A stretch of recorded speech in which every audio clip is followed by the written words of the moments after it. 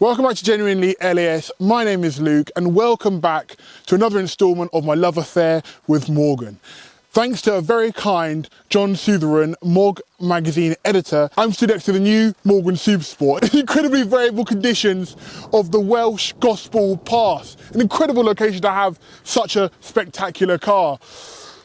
Today we're going to a number of different locations, driving around, testing out the Morgan on different surfaces, taking photos of it with a Morgan horse, and, well, just getting used to what is the new Morgan, the new direction, I guess you could say, the flagship Morgan is going. Trying to maybe pick away a few Porsche 911 customers here and there, but still staying true to what a Morgan is. As stunning as this may be, and as great as the Gospel Pass is, the weather is changing quite dramatically, and I'm not David Attenborough, this is not a nature documentary. Let's get inside, go somewhere else and talk about the interior and everything else a little bit later. Let's go, John.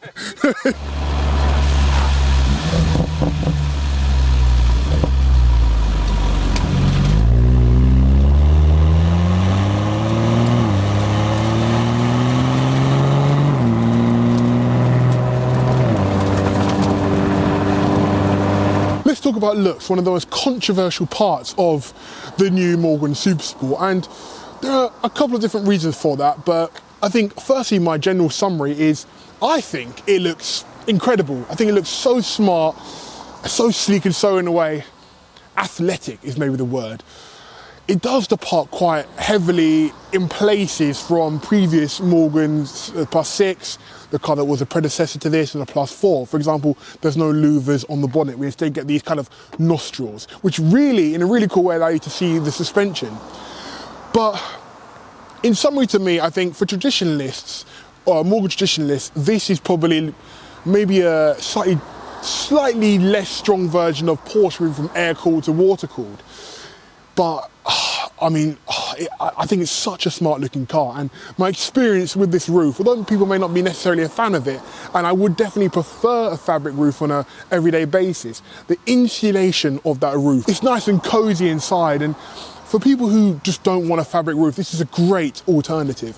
Personally though, I would option the fabric roof and then have the metal roof as a bonus or an extra addition, because at the end of the day, if you take that metal roof off, you either have to have somewhere to put it, and when you then go driving around, if you leave the car parked, there's nothing protecting anyone from just dipping in and taking stuff, or from the elements, for example, which we have had today. A sudden change of elements is completely possible in the UK.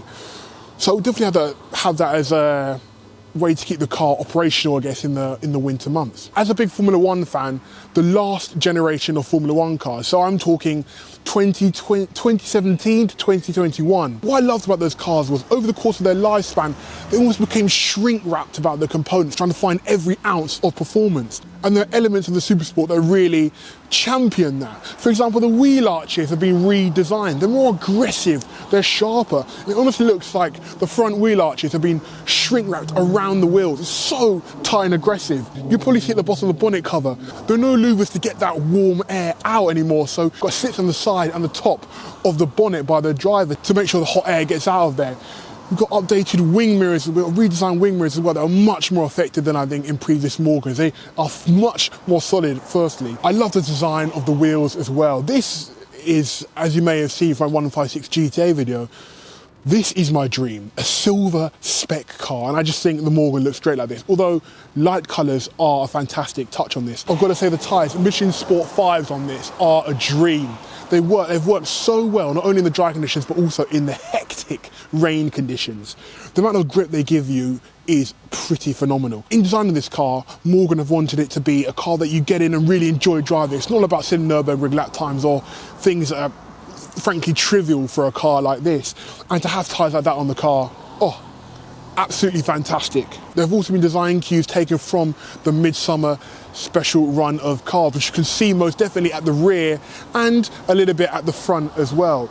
But in my opinion, it's just such a smart looking car, and I think it's really modernised the general look of Morgans. Not that I didn't love the Plus 4 before, because if you see my videos on them, I really do, but this, it's just sharpened up. It's sleeker, it's sportier, it's in the Morgan way more aggressive, and I love that about it. I love that about it. And I can't wait to see some fabric rooftop examples on the roads to see how they differ and what they look like. But I'm really, really pleasantly surprised by the look of this thing.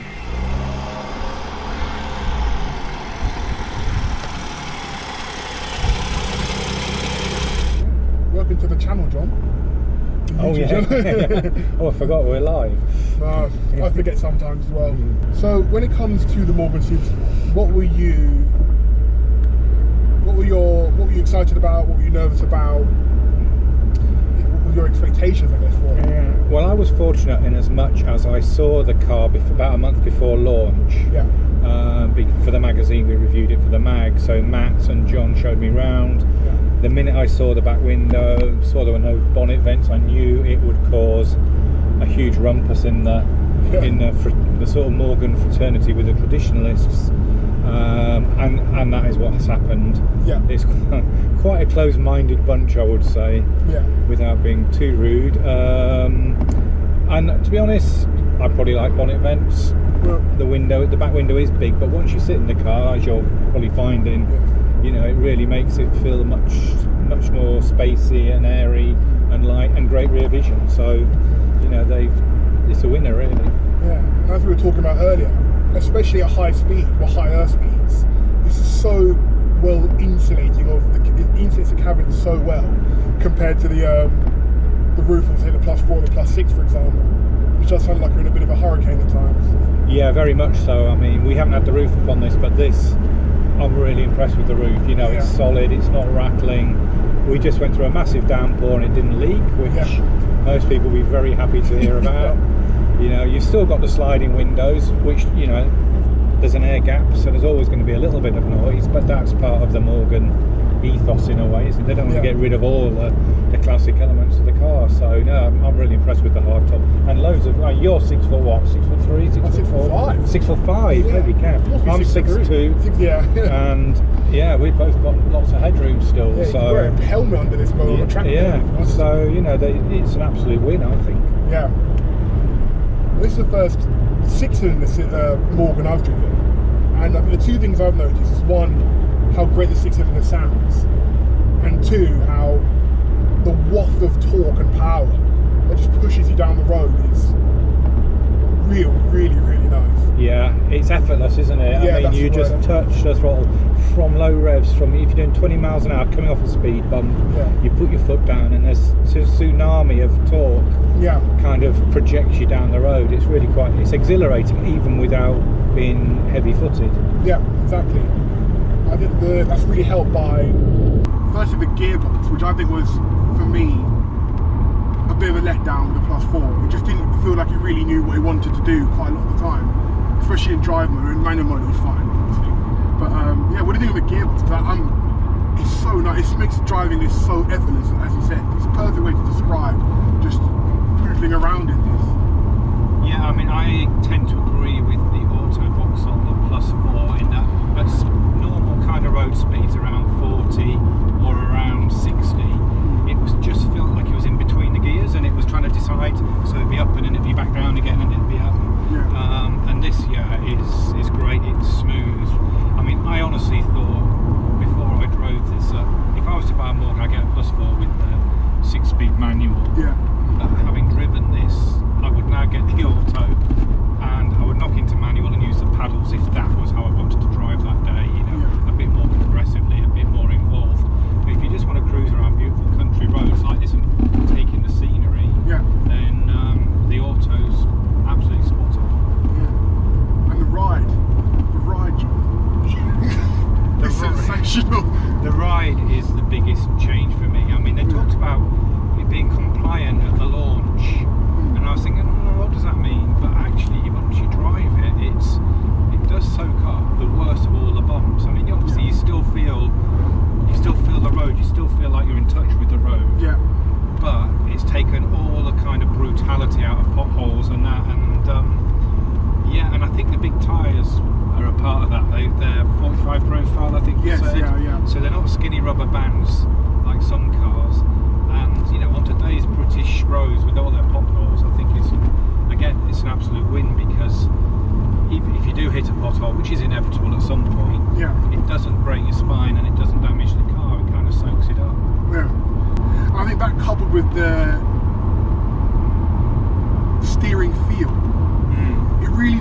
things like even though you obviously can't see the wheels, you know exactly where they are, you know exactly what you're doing with the steering wheel. It helps place the car so well. And just like any other Morgan, obviously the wheel arches are so nicely defined. So nicely defined. Whoa. They're so nicely defined that the corners are, it's so nice to drive on a B road. We've had some close encounters with some big boy SUVs and things, which have all moved out of the way in fairness for the Supreme Morgan. Yeah, no, absolutely. I think the steering's great. I mean, it's still got that kind of go-kart feel. I know everyone says that it's a bit of a cliche, but you know, you are so in touch with the road. Yeah. I think it's electronic steering, so arguably you're not, but you know, you feel everything. You, like you say, you can feel the absolute direction of the wheels and everything, and it's and you know, with that long bonnet, it's just amazing watching the front swing around these tight bends. Yeah. When you're inspecting the long bonnet as well, when you can look down into the corners of the nostrils, instead of having the louvers, you've got the little nostrils in the front. And seeing the suspension at the front is a really cool detail, I think. Yeah, they've done a lot of work on the suspension. This is what they've told me. So, you know, they started off when they did the Supersport. It was supposed to be a little bit of an upgrade on the +6. Yeah. And then I think John and Matt, who was head of engineering there, just got carried away, arguably. Yeah. And just, you know, well, if we're doing that, we may as well do this, and if we're doing that, we should do this. But what they focused on is absolutely driving it, and the ride is what it feels like on roads like this. Yeah. You know, British roads, you know, twisty B roads, fast A roads in between the bends, giving it a bit of grunt. And honestly, I think they've got it spot on. Yeah. It feels like such a nice step up from, well, not just the +6 but to the +4, having that kind of big differentiator, not only usability but performance and just feel on the road. Yeah, no, totally. I mean, the +4 and the +6 are both fast cars. Yeah. You know, they are both great to drive, don't get me wrong, I'm not slagging them off, but I think this is kind of like a big step forward, you know. Yeah. So yeah, and it is, you mentioned usability. I mean, that's so important. We've just been through that storm, we didn't get wet, not in the car anyway. Yeah. You know, the wind noise is much less. The doors are completely re-engineered, and I think that's perhaps the single biggest change to the experience, in that, you know, there's not wind blowing in everywhere, and inevitably a bit of water when it rains heavily in the older cars. So you're losing some of that classic charm. Should we call it charm? We try and call it charm, yeah. Yeah, but you know, it's an everyday car now, and with this hardtop one, you could use it throughout the winter. Yeah, yeah. Usability has just gone up so much. And if I've got one, in fact, I think if I was wealthy enough to buy one, I would buy the hardtop and I would get the soft top at the same time, and just swap it over maybe in the summer. But this hardtop means you can use it in, you know, pretty dreadful weather in winter. Yeah. And you know, we fogged up earlier because we've been working outside. We were wet from the rain. We fogged the car up, but we actually put the blowers on and it defrosted in like 30 seconds, which is pretty unheard of for, you know, a classic car or a modern classic, which you might consider this to be. Fans in the ignition are so powerful. It's it's such an impressive bit of kit. More impressive than I think I could ever really have contemplated it being. Yeah, and I think that cabin temperature control sounds like a detail, but actually it's really important if you want a comfortable drive. Yeah. So, you know, not misting up, not sweating like hell because it's a hot summer's day, or not freezing. You know, with the roof down. I mean, you put those blowers on with the heater on full, and it, you know, gives you a very nice blast of hot air. So you could have the roof down in December on a sunny day when it's 0 degrees, and you would be bathed in warm air. Yeah. You can kind of leave the scarf at home for once. Yeah.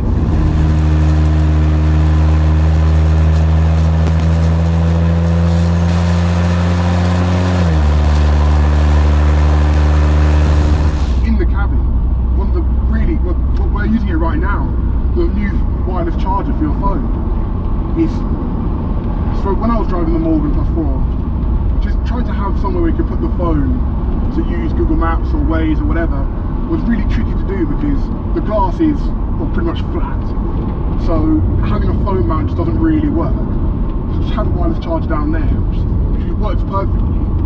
It's a small detail, but again, it may change a car from being the third car that you have, you drive around roads that you already know, to the second car that you can take anywhere and not have to worry about phone charge and etc. Yeah, I mean, it does feel like modern cars are just addicted to big screens. I mean, a big iPad in the middle of your dash, which, you know, I'm not a huge fan of. And this here, your phone is a great size, very visible down there. Yeah. It's getting charged. We can clearly see without, you know, hunting around for phones on the passenger seat or something, which is what you had to do before. Yeah. So yeah, it's a little touch, it's a detail. Some of the traditionalists don't like it. Why would you need that in a Morgan? But actually, if you're navigating on a long tour, it's perfect.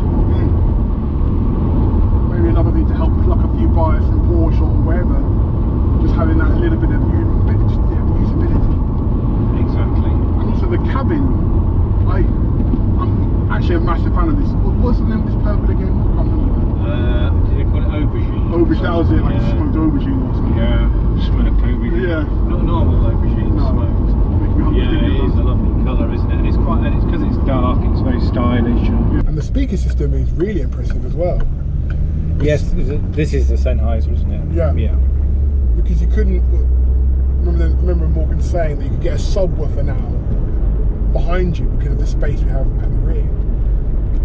Yeah, so there's actuators behind the dash, I think maybe 3 actuators behind the dash, two or three, but which pump the treble and the mid towards you. It's 2 door speakers which got mids, and then there's subwoofer actuators underneath the seat. So I think it did sound good, didn't it? And with the roof on, it's fantastic. You can hear every detail. Obviously, any convertible with the roof off, there becomes a certain speed when things are a little hard to hear. But you know, don't buy a convertible if you can't cope with that.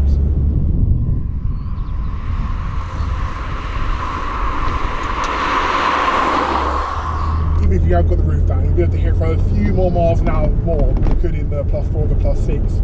About 40 odd miles an hour, it's just wind noise in the +4. But now maybe you can get up to 50, 60 and still have tunes blaring out the top.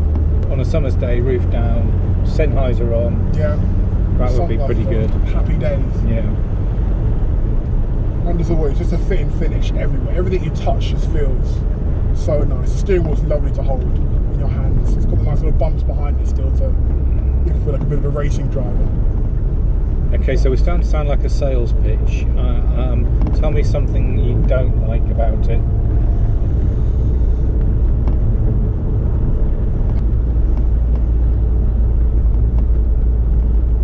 Even the water squirters for the windscreen, they got redesigned because the last ones were so poor. You know, it didn't really barely reach the windscreen, whereas these are actually very good. So yeah, small details make a big difference. It's tricky, isn't it? I even like the wing mirrors. I think the wing mirrors are a big step forward. Again, a small detail, but really important, because in Morgans your rear 3/4 vision isn't brilliant because of the hood design normally, and the hard top here you've got a big blind spot. So these new mirrors look fantastic, and they actually work really well. So I'm trying to think of something negative. Let me say the heating control, you've just got to get used to it, but it's kind of a push once for speed of the fan, push again for the temperature. But actually, I think we worked that out pretty quickly without being briefed on it. Yeah, and it's something that it takes a second to get a hold of because you can't really see from where you're sat what the heating controls are doing. And I can see, but I'm trying to focus on the road. That's tricky. One thing we did forget to mention as a negative was the brakes. I think especially as sometimes you're going around maybe some B roads, when you apply the brake, you just don't have the same, I'd say, the bite that you think you would have, and you feel like you have to apply even more, and that's when I think you feel like you're going to get that lock-up moment. Yeah, I think, and it could be pad choice, brake pad choice. I don't see how it could be the brake architecture. I'm sure that's absolutely fine, and to be honest, they probably work fine, but it's just that sense of security, that sense of bite in a brake, which personally I really like. That I would say is missing from this car. Yeah, in that sense it feels more Grand Tourer than sports car in a way.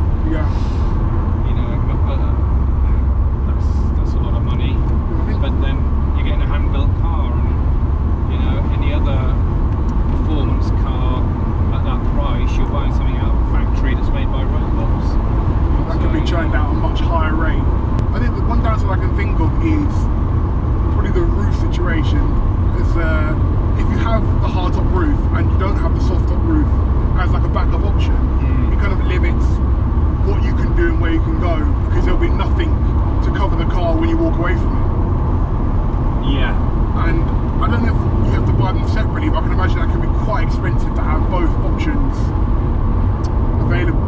Yeah, I'm not sure if I read this, but I'm guessing at $3 or $4 grand to have both extra, to have both roofs. Yeah. I'm not sure. Yeah, we should check what the deal is. What comes as standard. Yeah.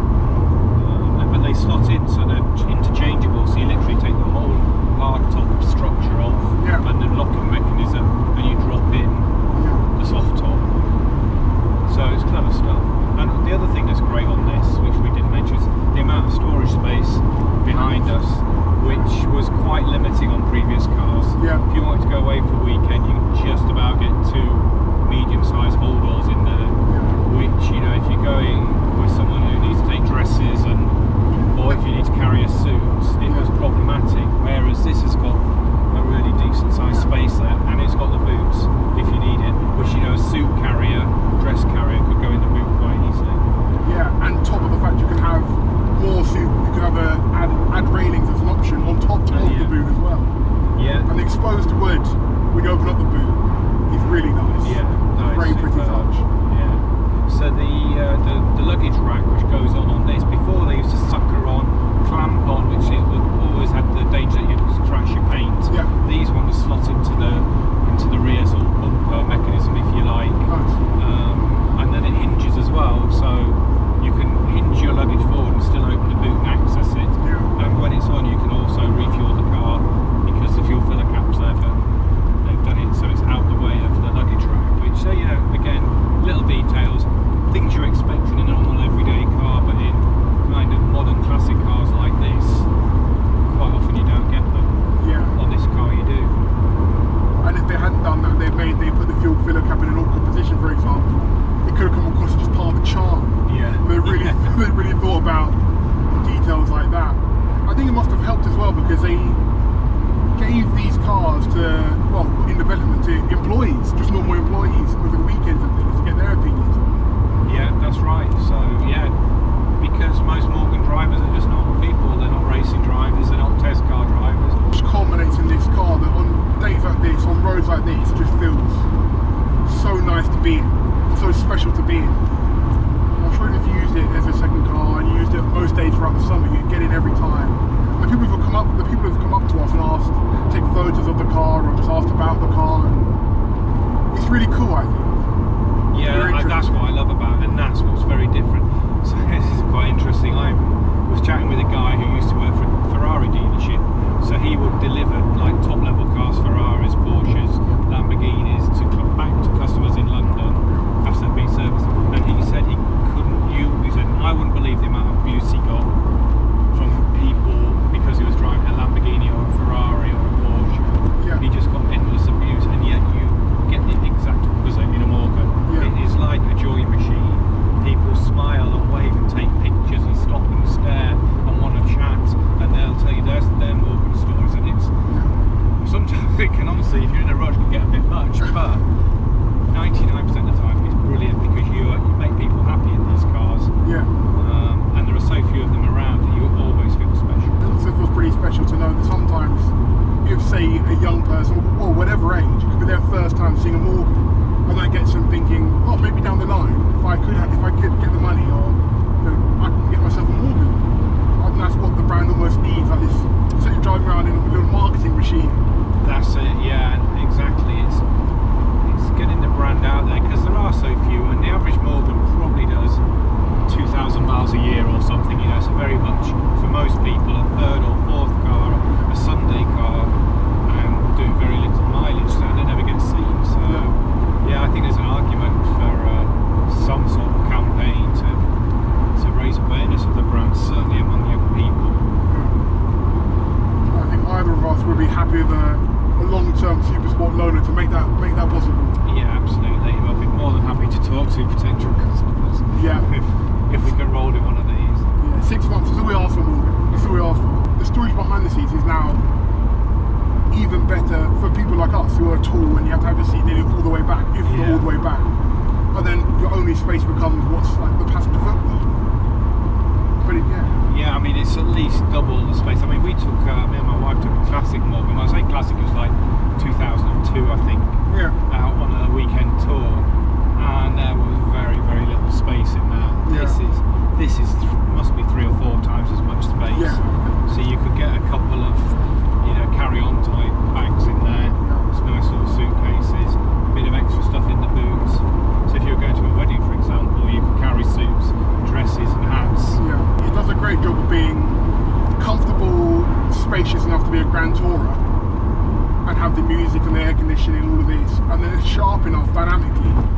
really chuck it around some B-rolls and have a great time. Yeah. And not be feeling like you need more. Yeah, exactly. And you know, if the person who's in the passenger seat doesn't want to be thrown around and hammered up and down by hard suspension, that this car's the perfect compromise, because it does soak up the bumps to quite a high degree, and goes around corners incredibly. I mean, you know, when you feel the wheel as you're turning, there's very much a real pleasure to that, isn't there? It's quite a tangible, visceral thing that you can feel the tyres biting into the road if you're going a bit more progressively, unlike this lady. Crikey. That's a really rough geek, that is. Yeah, that's incredible. One more negative, and it's minor, but turning circle seems to be quite big. Yeah. It feels it, doesn't it? But I'm not sure actually whether it is. But we've had to do quite a lot of 3-point turns today. We have. Yeah. We have. So it's certainly not a London cab. Yeah. But it's perhaps not as bad as I'm making it out. It's a double whammy of it kind of feels relatively long, and it's also low. Yeah. So you're kind of limited in how far you can push it into like off track reversing. Yeah, and there's no front bumper, so the first thing if you did go too far is you'd bash the light or the front splitter. So you've then got to allow that extra foot or something of allowance, if you like, just in case. So, but yeah, minor detail for all the joys it brings. Yeah, and so many joy. Oh, I never want to leave this car, John. But thank you, John, for inviting me along for the day. It's been a pleasure. And thank you for watching our sales pitch of the Morgan Supersport. We're not getting paid for this. We're not getting paid for this. It feels like such a step compared to the rest of the line in terms of usability, drivability. It's been a great day. Thank you very much for watching, and I'll see you on the next episode of the Luke's Morgan Love Affair.